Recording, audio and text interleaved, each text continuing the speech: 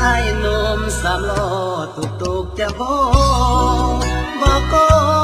ดอกสาวก็เหมือนเท่าแก่นางฟ้าจิโร่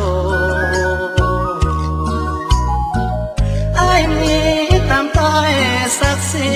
ทธิ์บ่เหมือนเศรษฐีฐานะสูงที่น้องอานงนักหนา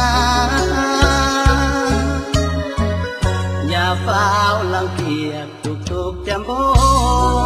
เถิดนาน้องเลยแต่ก่อนยังเคยหาสมควรเคยพาไปเที่ยวสงกรานต์ลืมแล้วลืมวันกินข้าวปลาหัวหินขนาดแสนซื่อสุขใจ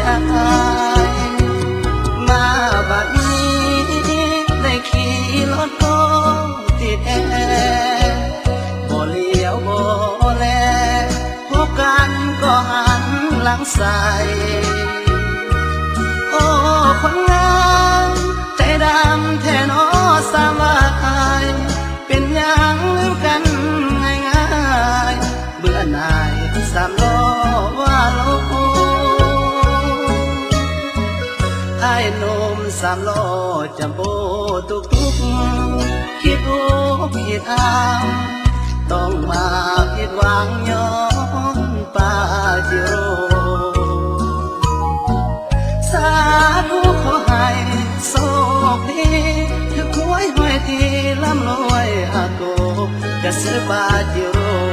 มาโอ้ว่าสา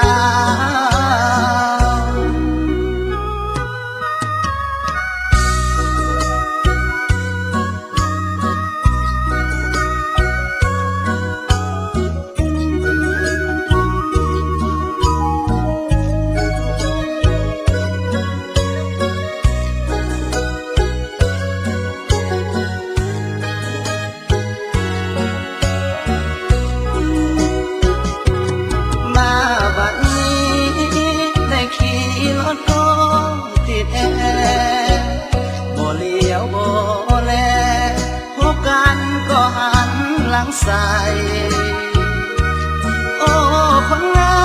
มใจดำแท้น้อสามาย